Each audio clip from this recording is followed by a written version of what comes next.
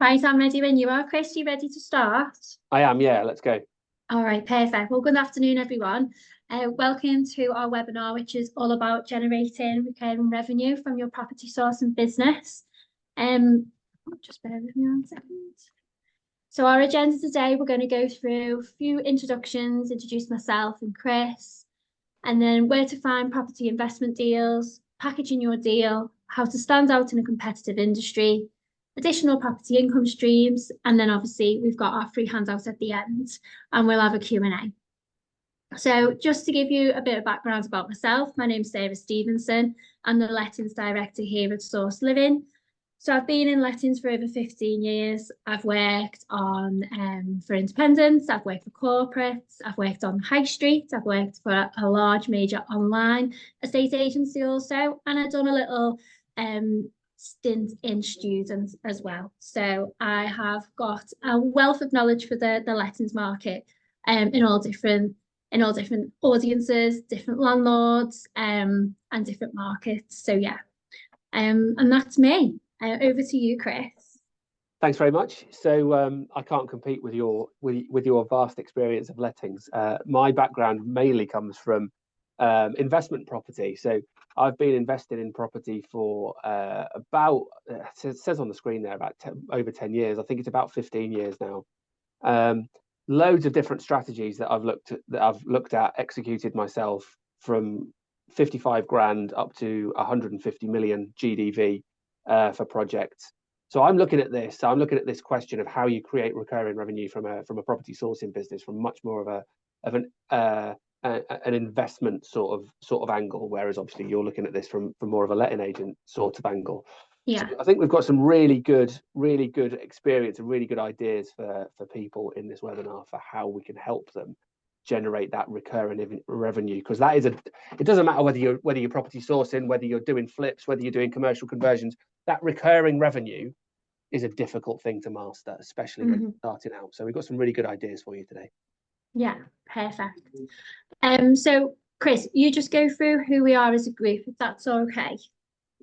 Yeah, because we've said sourced a couple of times now, haven't we? So yeah, what exactly does that mean for everybody? Well, we are the Source Group, and we've got a number of different companies within the Source Group that we all based in property, but all doing very different things. So we've got two franchise businesses within the Source Group. One is Source Living, which is the letting agent franchise, and then we've got an investment property franchise, which is Source Property, which is also within the Source Group, and that's looking at specifically, like I say, commercial conversions, flips, and much bigger, longer term property deals that are giving you pots of money rather than specifically focusing on a recurring revenue. We've also got Source Finance, who specialize in hooking people up with the right type of property finance to fund their deals. And then we've also got an in-house lender called Source Capital, and Source Capital is a peer-to-peer lender, fully FCA regulated, and Source Capital can fund our franchisees' deals within Source Property. So everything, what we try to do at Source is we try and help people make money out of property, and we do that by trying to bring everything in-house. So we've got the answers to everybody's questions within Source, and we can help them build their wealth, and that's what we do here. Perfect. So if you're on this webinar today, the chances are that you'll be struggling with some of these topics that we're going to talk about today. So market changes, inflation, lack of knowledge of the industry, lots of competition, knowing your actual worth, and productivity or lack of focus. Chris, are you going to touch on these in regards to obviously each one individually, or would you like me to carry on a little bit? What I'd like to talk about just briefly is my experience of starting out or trying to scale a business. Yeah. Because when I first started in property, actually the first thing that I did as well was start a letting agency. It was a rent-to-rent company, but essentially I was a letting agent, because I was taking on people's properties and I was renting them out, and I was managing that rental, and I was making the difference. We'll go into that in a little bit more detail a bit later on if you don't understand exactly what I mean by that. But the point that I want to make is, when I first started that business, I actually got everything wrong. I didn't make a single step forward for 12 months. So I started that business, and it took me 12 months to understand how I should be talking to estate agents or letting agents at the time, how I should be structuring the deals, how I should be talking to property owners, how I found the right deals that worked for me in the first place without wasting my time trawling through deal after deal after deal that essentially didn't work. So it took me 12 months to go from absolute starting point to getting my first deal on board. And so the point of what I'm trying to say is the struggle, everybody experiences the struggle. So right, if you've started and you haven't got anywhere yet and you've been going for a couple of months, that's absolutely normal. The most important thing is that you keep trying to put that foot in front of the other one, that you keep trying to move forward, that you keep evolving your processes, you keep evolving the way that you're doing things in order to get the success that you're looking for. So if you are struggling, congratulations for being on this webinar, because it is absolutely the right place for you to be. And we're here to help you move forward. But absolutely don't let it put you off. You have to keep on going. Perseverance is absolutely key to what you're doing. And it doesn't really matter what your struggle is. There are solutions out there for you if you just keep searching for them. So well done for being here. And we're really looking forward to helping you out. Yeah, absolutely. So Chris, I'll hand over to you in regards to sourcing, as this is your wealth of knowledge and speciality. Yeah, so thanks very much. So like I said, we've got two different franchises. We've got Source Living, and Sarah specifically works within Source Living as the lettings director. We've got another franchise which has been set up for since 2017, and that is Source Property. And in Source Property, we help people make money from all kinds of property deals, flips, refurbishments, longer term stuff. But we also help them sell deals as well. So out of the 220 franchisees that we have in that specific franchise, roughly 50% of them are selling deals. So we've got 100, at the moment, we've got 110 people that are trying to sell deals, and we're helping them with the processes, with the setup, with everything that they need in order to help hook them up with the right investors, the investor that's going to buy their deal. So this question of recurring revenue comes up a lot, because a lot of people get into sourcing when they first look at property, because it's quite an easy thing to get into. But the difficulty is making that income recurring, because obviously if you sell one deal to one person, the next deal that you sell probably isn't going to get bought by the same person, because they've just committed to the previous one. So you need to find another investor, and it's that constant battle of finding the next investor that is the problem in creating a recurring revenue from property sourcing.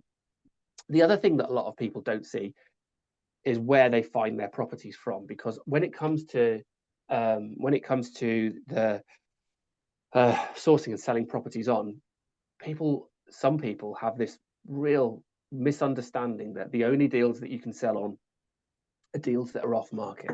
That couldn't be further from the truth. The value that you're creating when you're selling a deal on is all about the deal itself. It's all about the money that is going to get made from selling that deal on. So the first point that I want to make on this slide is that you can find deals that you can sell on from Rightmove, from anywhere online. If you find the right deal and you intrinsically understand exactly what your investors are looking for, then you'll be able to sell those deals onto the investor. And that's why our process starts with the investor. It starts with finding the investors, getting to know the investors, finding out exactly what they're looking for in depth, and then going out to find a deal that's going to suit them. Now, what you're looking for depends on where you look depends on what you're looking for. So there's a Rightmove, and Rightmove do residential sales, don't they? But they don't really do commercial sales that well. They don't cover as much of the market as they do in the residential sector.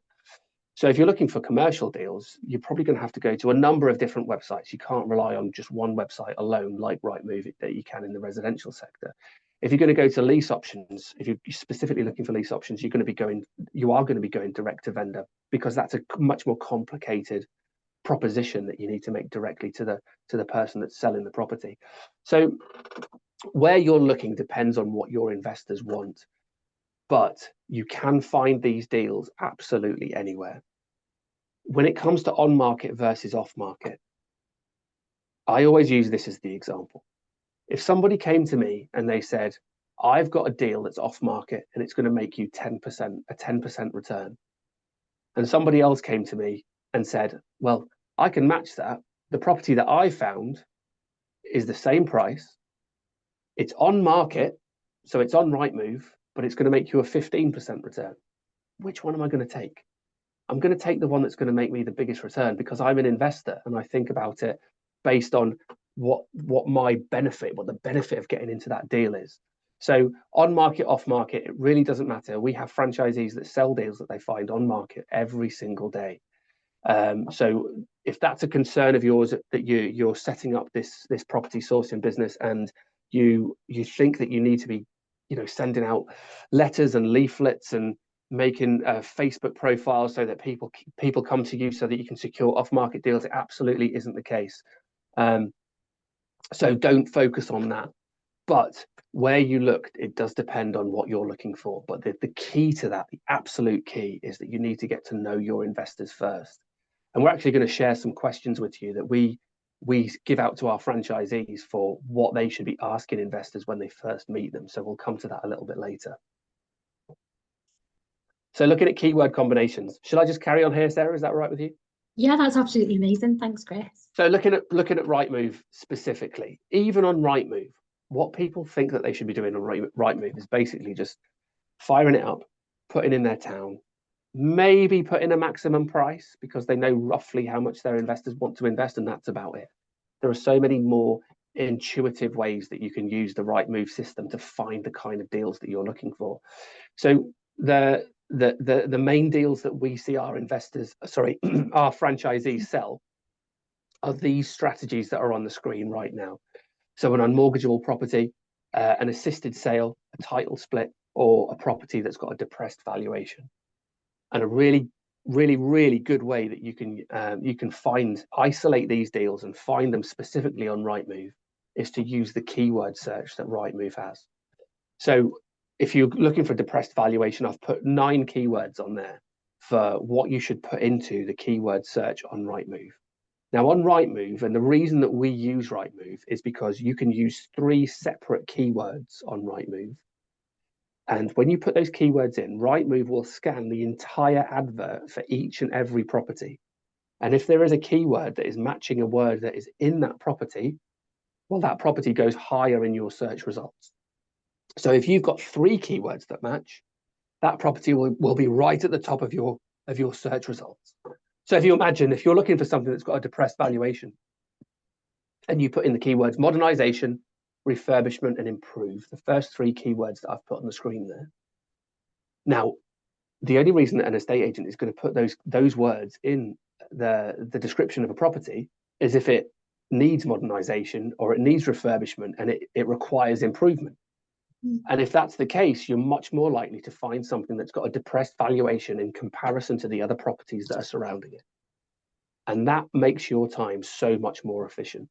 But that's only for depressed valuation. You could be looking for a title split. You could be looking for assisted sales, which are assisted sales. If you don't know, it's quite a complicated little structure for an assisted sale, but it means that essentially you could make the capital uplift from buying a property without even having to buy the property. So you could make the capital uplift on a refurbishment of a property and you don't even have to own the property.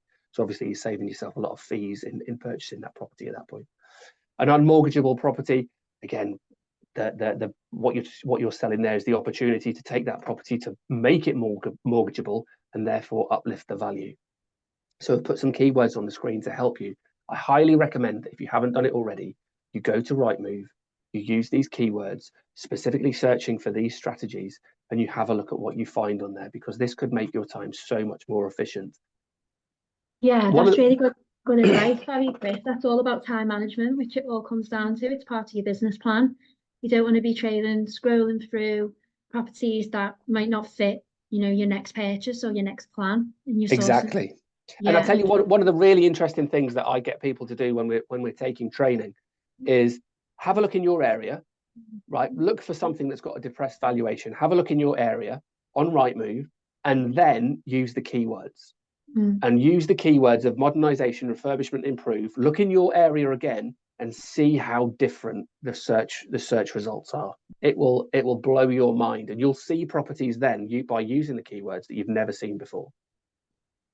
Yeah, it's one of them tips that once you start using it, you're like, I wish I'd done this earlier. Like, that's Absolutely. such an amazing tip. It's so simple, but so effective. Absolutely. Yeah. Yeah, And then that's when we're talking about, we're talking about property sourcing and making that a recurring revenue. If you can find more properties, that gives you more properties to sell. That increases your chances of being able to sell more properties more regularly, and therefore make that fee that you're earning from property sourcing a much more regular thing. So this is fundamental. If your plan for making your property sourcing revenue repeatable, if you're trying to do that, then this is fundamental. You need more stock. You need to scale up every part of your businesses, and this is absolutely key to that. Yeah, amazing. Okay. So how do you stand out to investors in a competitive industry? Yeah, I And mean, this is a good question. This is a good question because there are, and look, we compete with, if we've got 110 people that are part of our network that are property sourcing and selling deals on, then there must be what, 10 to 20,000 people that are out there in the UK that are doing exactly this that we're competing with. So how do we stand out as a small group, a small community of 110 people versus 20,000? Well, like I said before, the property sourcing world is quite an easy one for people to get into because the barriers for entry are quite low. You don't need a huge amount of money behind you. There's no regulation of property sourcing, so there's not a huge amount of cost involved in setting up on a property sourcing business if you're not going to do it, if you're not going to go over and above the requirements to be compliant. And so lots of people can get into it. Now, that's a blessing and a curse because it means that the volume of people that you're competing with is much higher. However, because the barrier to entry is quite low, it means that they probably haven't ticked all the boxes in the things that they could do to make themselves compliant. So the way that we go over and above and the way that we try to stand out as a community is professionalism. So all of our systems and processes have been very well thought out and very well tested to make sure that when somebody wants to buy a property from one of our property sources, that process can be followed and can be executed seamlessly. It also means that before the properties are even advertised, we've had at least another 2 sets of eyes on those properties to make sure that the numbers that are being used in those properties are justifiable. So when the end investor gets to look at that property, bear in mind that this end investor, especially if they've been on social media, has probably looked at 2, 3, or 4 other properties, probably inquired about 1 or 2 of them. And then by the time that they've got through to the person that's selling it, they've realized that the numbers that they've been looking at are completely fictitious because they've started to do their own due diligence. Our plan and our strategy is to make sure that when an investor looks at the properties that our franchisees have got for sale, that those numbers are accurate. And if the investor does their own due diligence, they'll come up with the same figures. So that's why we have another couple of sets of eyes on every single property that goes out there, so that they can be justified when that end investor looks at them. And then you've got some other things, other tips on the screen that are really, really good. For example, 5-star review. So get your investors to talk positively about you when you started dealing with them. Be consistent. Again, it's another area of professionalism. Be consistent with your communication. Make sure that your investors know exactly what you're doing. And like I said to you before, the key to that is knowing what your investors are looking for. So what the conversations that I've had with property sources previously when I've met them has been, and these are from outside of our community at Sourced. I'll talk to somebody about a strategy that I'm looking at. Let's say it's HMO, and they'll say, "Oh, you're looking at HMO. Where are you looking for a HMO?" And I'll say, "I don't know, Chester." I say, "Oh, right, okay. You're looking at HMOs in Chester. I'll go and find one for you." And that's as deep as the conversation goes, and that's absolutely crazy. Like I said, we're going to show you the questions that we encourage our franchisees to ask investors, so they can really understand the motivation of each and every investor. Because it's only if you really understand the motivation of each and every investor that you can really satisfy exactly what they're looking for. And then you'll build up your pool of investors that from somebody who's looking for just one deal to looking for 10, 15, or 20 deals. Yeah, it's all about knowledge. So it's not only knowing what your investor's looking for, it's knowing the audience that's going to attract, it's knowing your competition. So it's all that knowledge, obviously, that obviously brings the end results. Absolutely, yeah. Perfect. So these are the ways of sourcing. So I think you've touched on this a few times, Chris. And this is quite a heavy slide in regards to it. There's a lot there to take on. Do you want to just give us a brief overview? Yeah, sure. So the whole purpose of being a property sourcer, it's like a seesaw, isn't it? If you're a property sourcer, you've got investors on one side and you've got your requirement for properties on the other side, and you've got to balance the two up. There's no point in having too many properties without enough investors, because you won't have anybody to sell them to. There's no point in having too many investors without enough properties, because your investors are going to get annoyed that you're not showing them anything, and then they're going to look elsewhere. So we do still look at direct to vendor as well as looking on Rightmove, as you know, because that gives us another avenue of properties that are coming across our desk. And the more properties that come across our desk, the more that we can analyze, and the more that we can take through to the next stage of securing it and making sure that it's presented to our investors. So there's lots of different things that we've tried out, that we've used, that we've got in practice right now, that we teach our franchisees to do, so that they can encourage more properties to come across their desks. So fundamentally, I mean, I could go into each one of these and tell you the reasons why and tell you the benefits of it. I won't do that. You'll be thankful to know. But what I will do is I'll say the key thing that every single person should be doing is, anybody that they talk to about property, they should tell that person that they're talking to about property what they're looking for. So, for example, solicitors. You might speak to a solicitor because you're selling a deal. Now, does that solicitor know that you want more deals, that you want more properties? Because that solicitor might have properties that are brought to them that some of their clients want to get rid of. Now, that solicitor could come directly to you at that point and introduce you to that client, so that you can potentially secure that property from them. If you're talking to letting agents, for example, letting agents might not have a sales arm to their business. So therefore, you could say to a letting agent, if one of your portfolio wants to get rid of their property, then come to me, because I'm looking to buy more properties. Tradesmen, similarly, tradesmen go into hundreds of properties every single year. They talk to hundreds of homeowners. Now, those homeowners might say to that tradesman, oh yeah, I just want to do this so I can get rid of it. Well, you could then say to that tradesman, well, if you bring a property to me, I'll give you 250 quid if I end up buying that property. Who's that tradesman going to sell it to, or going to contact then? Of course, they're going to come to you. So there are lots of different ways that you can get more and more properties across your desk. And it basically, the key to all of that is, every single person that you talk to about property, make sure they understand that you're looking to buy more properties, or you're looking to secure more properties. Make that a priority.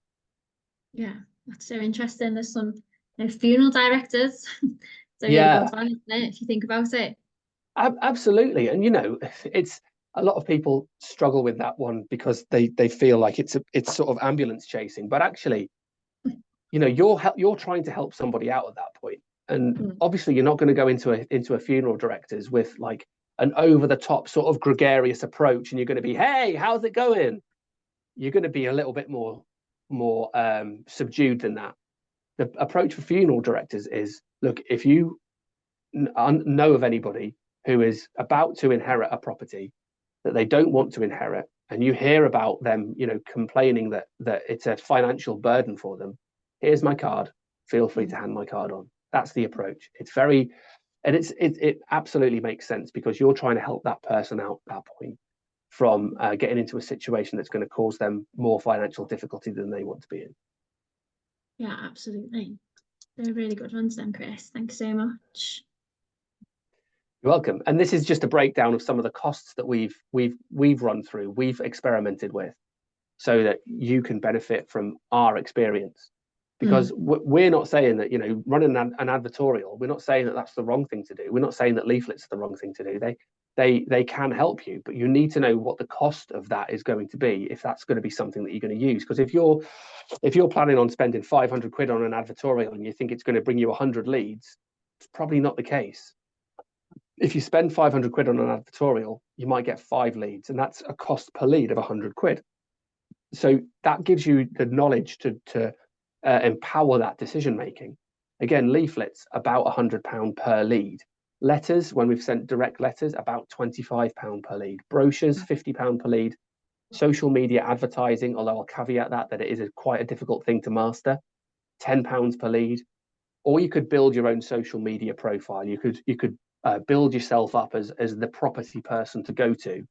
And if you're doing that and you're just doing it on normal social media accounts like TikTok, Instagram, Facebook, and LinkedIn, YouTube, then that could be a free resource for you, because those platforms are free, and therefore that return is infinite for every lead that you get on there. This is something that I've done before, and I would encourage everybody to do that as well. And just to be completely transparent, I haven't done it for a while. I did it when I first started, and I specialized on Facebook, but I got a huge number of leads just from building my own profile. I think as well, though, on the previous slide, there's some things that don't cost. It's just, like you say, going to the funeral directors, however way you may think about it, it's just having that being in people's minds and then referring them to you. It costs nothing. A business card, you have to print your business cards off in a couple of hundred. So, it is cost effective, isn't it, really? Absolutely. And it's all about the attitude, right? It's all about the attitude of wherever you're going to. It's all about opportunity. Every single time you see an opportunity, all supermarkets have got those like community boards. Are you on there? Get your cards printed, put one on the community board of your local supermarket. Everywhere that you go, you need to be out there. You need to be building your profile. You need to be talking to people about property. And if you do that, you'll get more opportunity that comes across your desk, and that will help you grow your business. Brilliant. So this reason why we're here, obviously, is to think about how you can get more business or more cash flow while you're focusing on your property sourcing business. And this stat really here is there's around 8.5 million households that are renting in the UK. Now, if you follow the media in regards to lettings and how that market is looking, you'll know that there's a forecast in the next 18, 24 months. There isn't going to be a dip in the lettings market at all.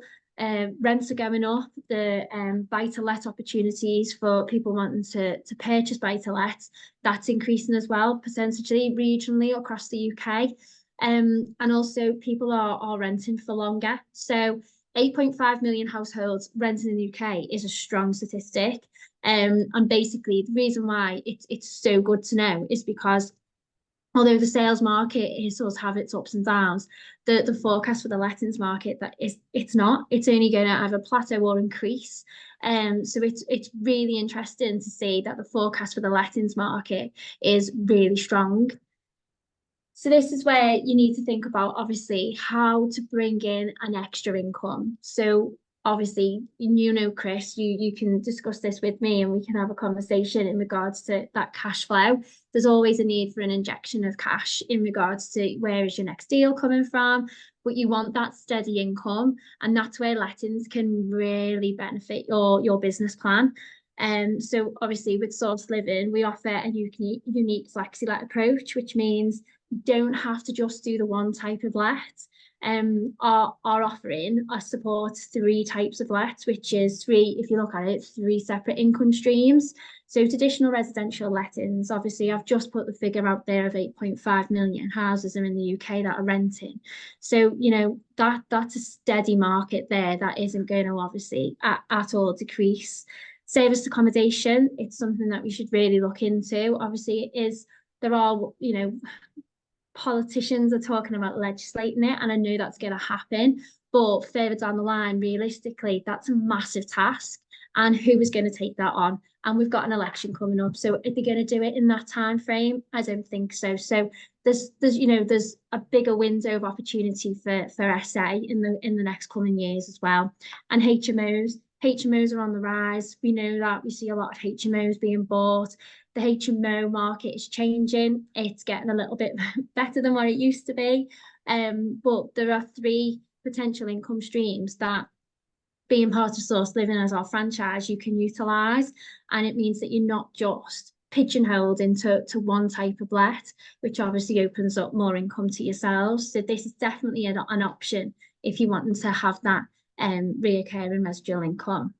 So from the property sourcer point of view, for every deal that you sell, you become that letting agent. Because if you're selling a deal to an investor, 9.9 times out of 10, that investor isn't going to manage that property themselves. They might manage a refurb, they might do something short term, but most property investors that we have touch points with don't want to manage that letting. They just can't be bothered with tenants. That's feedback that we hear time and time again. So Yeah. instead of just outsourcing that to a letting agent, you become the letting agent. You become the letting agent, and you make that 10, 11, 12%, whatever you're going to charge, depending on the strategy that you're being the letting agent for. You become the letting agent, and you make that recurring income every single month. So we've got a really good slide coming up where you can see, even if you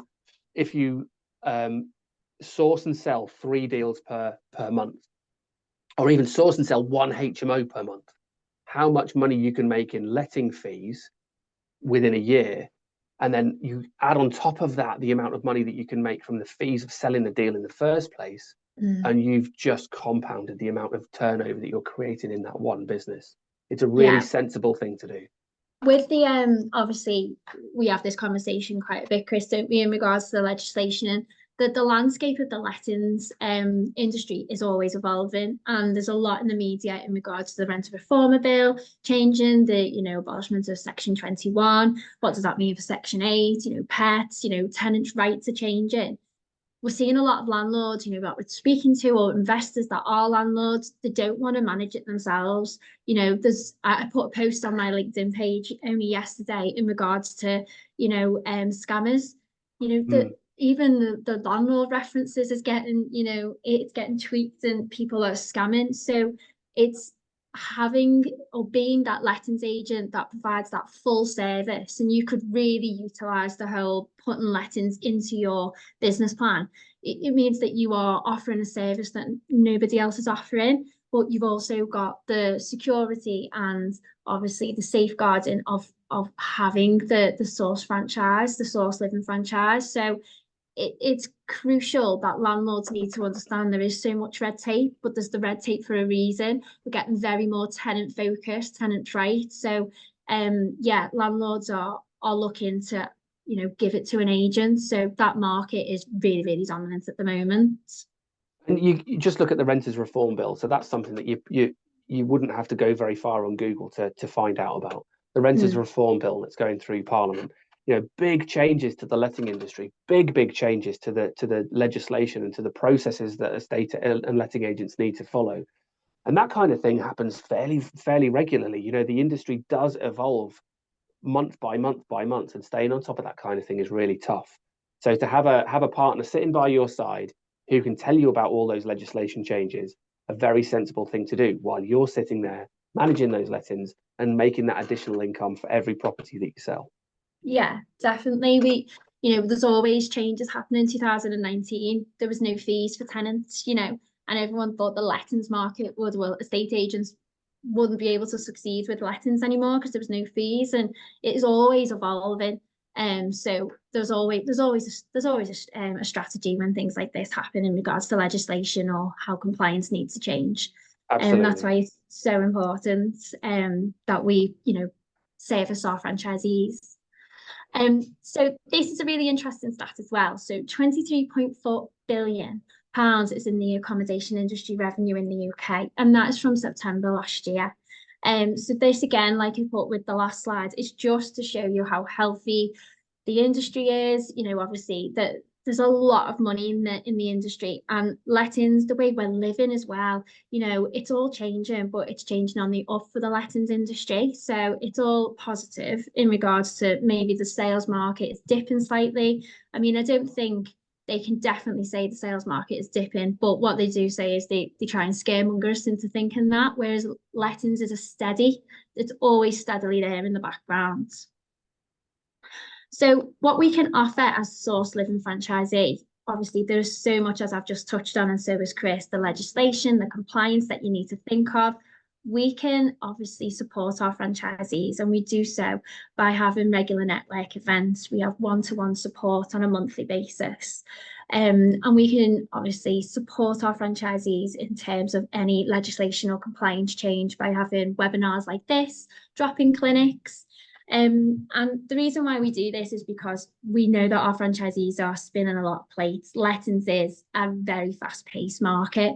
And if you're doing all three, which is our USP, you can do HMO, you can do serviced accommodation, and you can do your traditional residential lets, which people are now referring to as the bread and butter of their income.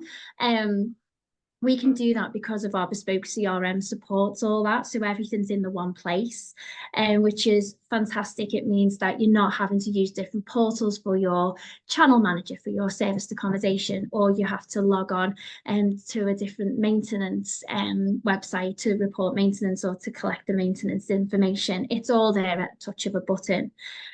So we offer quite a lot within our lettings model, and that would be able to you'd be able to utilize, sorry, and we've tried to do it that it's as not admin free, because let's be honest, lettings isn't an admin free environment. However, we've tried to streamline it that the processes are slick, and the admin is minimal, but it's all there within one place for you. And that's so basically you can go and really support your investors or your landlords or new landlords and really dedicate your time and energy on networking, winning business, and basically just really striving to build that portfolio up that you manage. So in front of you is just a few of well, basically what makes successful letting agent, but some of the things that we can provide and help with as being a part of a franchisee. It's a huge amount of back office support as well. I mean, I ran a letting agency and I know how much admin is involved. Just purely for the bookkeeping of making sure that the rent is paid and then distributing that rent and taking charges and so on and so forth. That was a real headache at the end of every month. Go on, sorry, you go. Sorry, I was going to say, we've really cherry picked who we partner with to be able to support our franchisees, to take that weight off them. So prop tech is massive in our industry now. So accountancy software and maintenance software, just making that simple to, to really make the transition of getting instructions, becoming a landlord, being paid every month, making sure that's secure and safe. That's our number one priority for not only our landlords who we want to pay their rent back to, but also it's peace of mind for our franchisees that they're running a really tight ship because of obviously the support that we offer. So you'll see here that we offer 24/7 call handling. Obviously, referencing is covered, maintenance, inventories across the UK, and that's all through our bespoke CRM. And then the portals that we use, we have again looked at what audience that, with the 3 different lets that we want our franchisees to successfully manage, we need to make sure that them properties are getting the right audience and they're attracting the right amount of exposure. So property portals, we're on Rightmove for your traditional ASTs, also HMOs, but really it needs to be like spareroom.com, who we partnered up with. And for your service accommodation, it's Expedia, Airbnb, and Booking.com. So the main priority is to make sure that once you've instructed that landlord knows their properties are on the right channels, maximising the most exposure and getting in front of the correct audiences. It's a really good point that you've got all 3 of those strategies right, because most letting agents, they're either an AST letting agent, or they're a HMO letting agent, or they're a serviced accommodation letting agent. Most letting agencies don't mix between the 3 of them. But essentially what you're doing by allowing your franchisees to mix between the 3 of them is you're giving their business more security. Absolutely. Because if the number of ASTs drops in their area, then they're not 100% dependent on the ASTs, because they've got a good HMO stock and they can build on their HMO stock and keep their income coming in. And the same with serviced accommodation. It's a very secure way to build a letting agency without putting all your eggs in one of those baskets. Yeah, I've been, in my experience has been, I was in a corporate on the high street for such a long time, and I'd have, landlords coming in, or even, tenants coming in asking, we're building our own house. We're only getting up to that, we've sold our house, we're building a new house, and we just need a 3-month stay. And literally the people walking out of the branch because the computer said no. That company that I work for didn't utilise short tenancies, didn't want to do SA, had no interest in HMOs. So for me, it's a breath of fresh air that our model can basically do, as you say, it does everything. And it means that you can really maximise your income. But to let business go out the door is just heartbreaking as an agent, because you can do the letting service so well. So I've just put on the screen here just an earning potential. This is just a few numbers that we've calculated here in head office at at Source Living. And this just shows the three different types of lettings that you can do and what you'd be looking at. And obviously, as you all know, in regards to lettings, and this is why it's so important, that it's all about keeping your current landlords happy that you are managing their property for. Because if you bring in, so say the AST, which is the short hold tenancy, your traditional residential lets, by doing 3 a month in your first year, that's 36 landlords. 36 landlords that are paying you a percentage each month from their rent to manage their property. Spinning that plate, you've got to keep them happy so that you take them 36 into year 2, where you up your game and do 5 lets a year, which means you're then adding them 36 to the rest of your portfolio, and then again in year 3. So this isn't just, these figures aren't just on obviously the rents and the percentages that the landlords pay you. It's also about new business. So every new business, every month that you bring in, they're going to be paying you a setup fee as well. So that is, that is calculated within these figures here. And that's not even taking into effect renewals, contractor fees, where you might put a percentage from the contractor fee on, check-in, check-out fees, and certificate fees as well for landlords. So this just shows you how your earning potential can look in the first 3 years of being a lettings agent.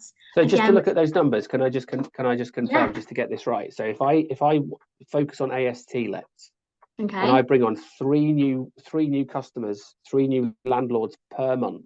Yeah. For the first year, I'll make £56,430. If I add one HMO, because you've said one let per month for HMOs. Yeah. If I add one HMO to that, yeah.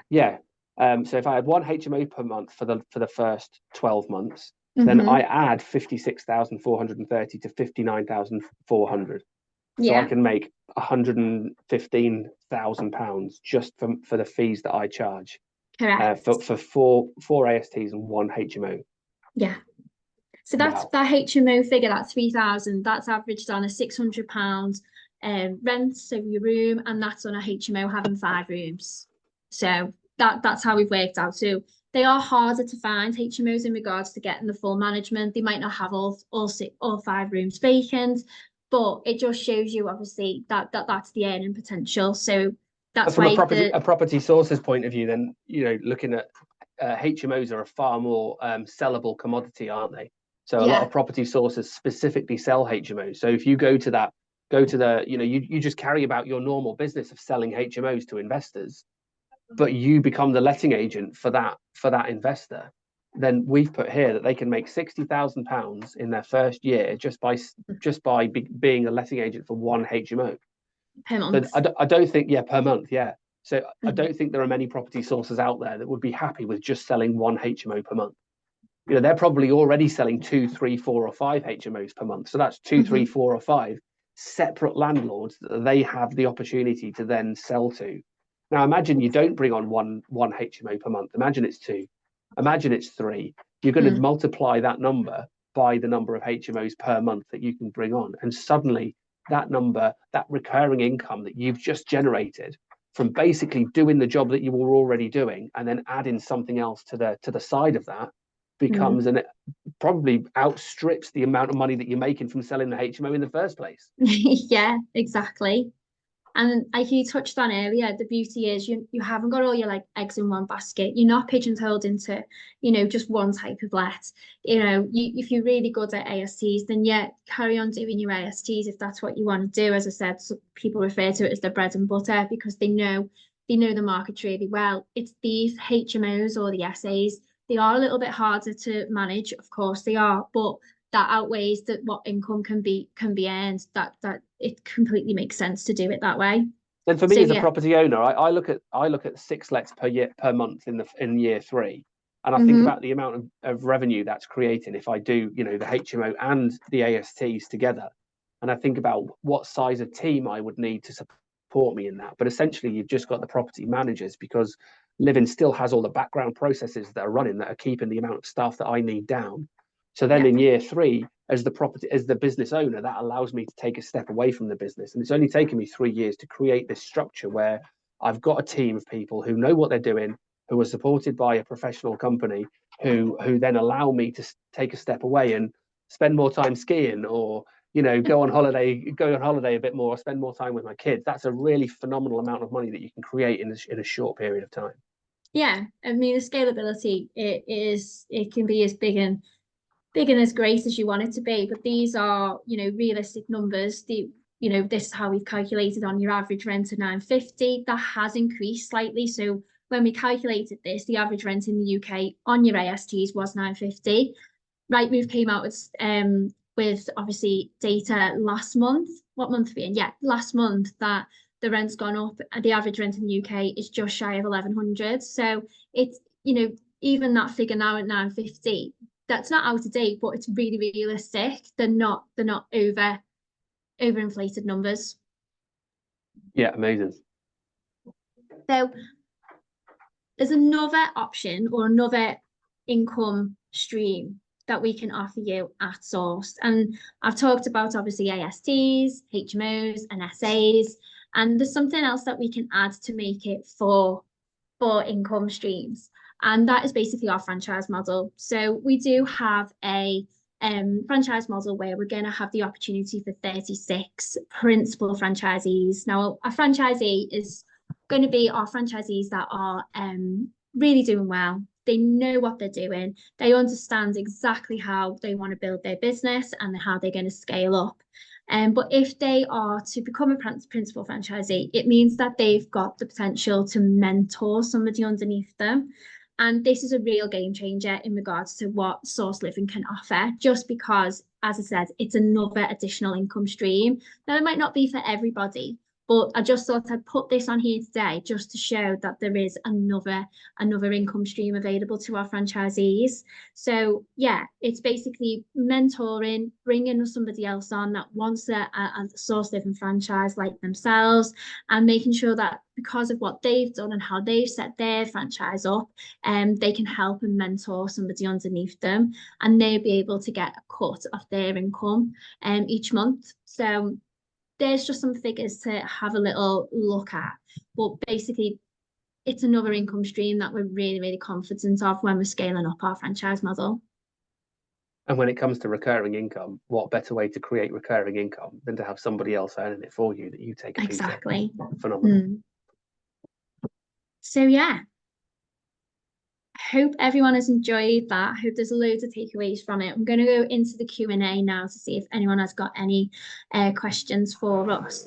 But if you are interested in any more information from myself or Chris in regards to Source and Source Living, then we're more than happy to obviously have a conversation with you. But yeah, Chris, is there anything else you want to add?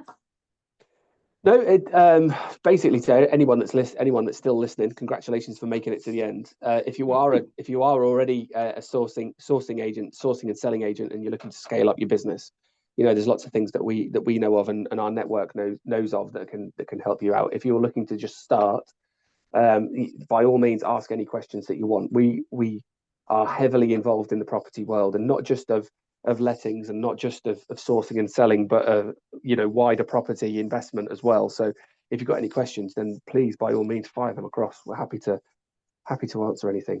Yeah, where would you like them to ask questions, Sarah? Is there a way that they should go about it? I don't think it's in the chat. Let me just check. I'll just stop sharing.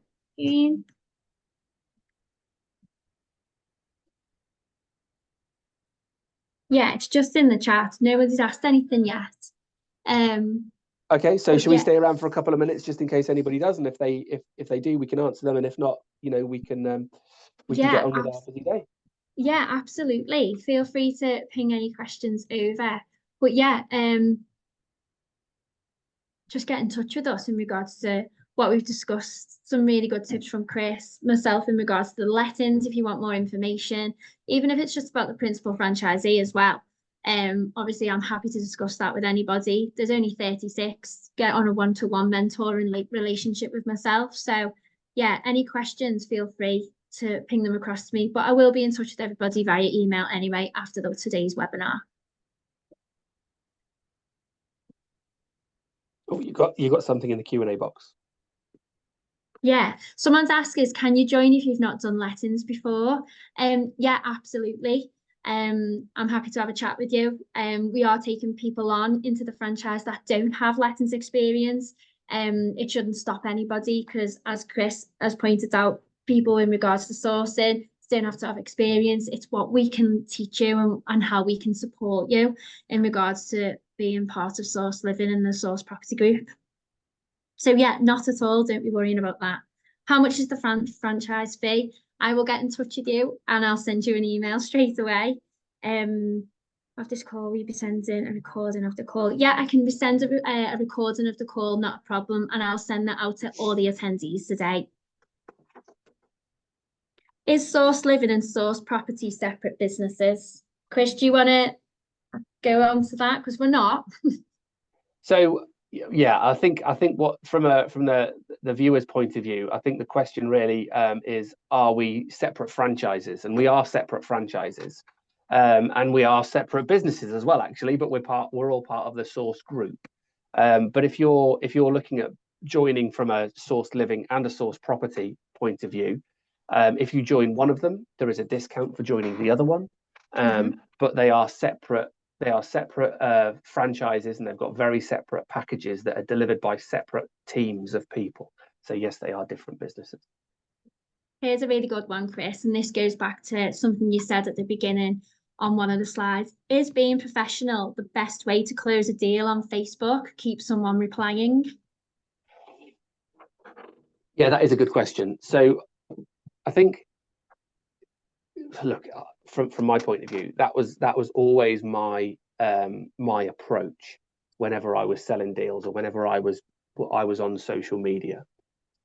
And to be completely honest with you, it is short-term painful, but long-term very, very, very beneficial.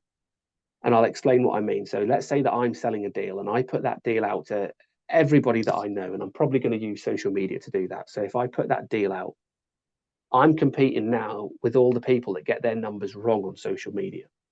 So an investor that I'm competing for might see my deal and they'll say, well, that guy's saying it's going to be a 12% return. But I've seen another deal on social media that says I'm going to get a 15% return or a 20% return. Well, 20% is bigger, so I'm going to go with that one. And then what that investor does is they get in touch with that person that's selling the 20% deal. And after a bit of time and a bit of investigating and a bit of due diligence, they realize that 20% isn't realistic and they've got their numbers wrong.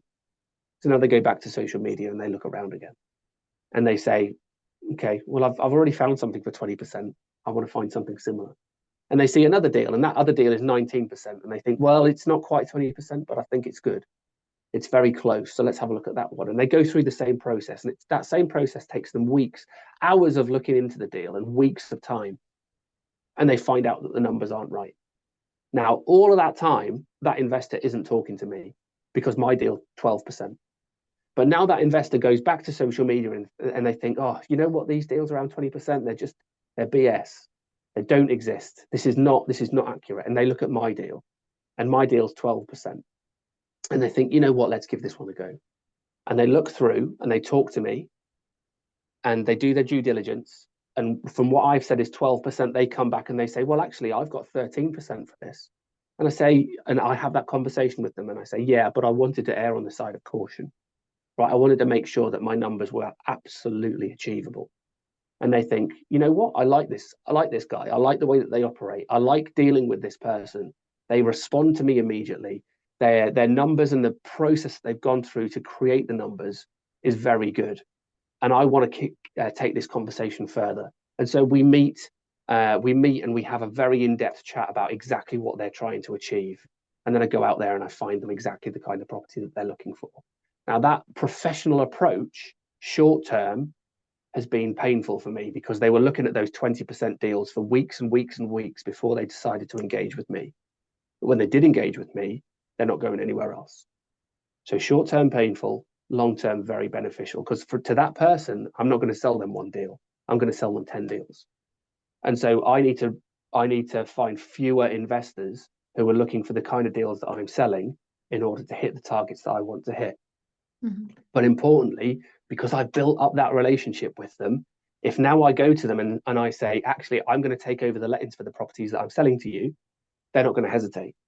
they're going to say, absolutely, Chris, I love dealing with you. I don't like dealing with other letting agents. Other letting agents have let me down, but I know and I trust you. So I'll hand over all of that business to you straight away. So short-term painful, long-term, that's where the benefits are. Yeah, brilliant. I hope Okay, that helps. yeah, I think it does. We've got quite a few, so I think it's best if we reply offline. Just I'm cost conscious of time for everyone, but yeah, some all about just obviously the franchise for both, how much the fees are and stuff like that. So we'll get back to you all individually, and I will be sending out a recording and the free handout to everybody who's attended today. So what's just left for me today is say thank you, Chris, for your time. It's been really informative. So thank you so much. And yeah, I hope it's helped. It's helped people think about other options that they've got in bringing in that extra cash flow when there's property sourcing. Absolutely. And from my point of view, thanks very much for everybody that was listening. We're here to help people create and build wealth. And I hope we've helped you down that path today. So thanks for listening. And you know where to find us if you need anything in the future. Yeah, thanks so much. Cheers. Bye bye, everyone. Bye.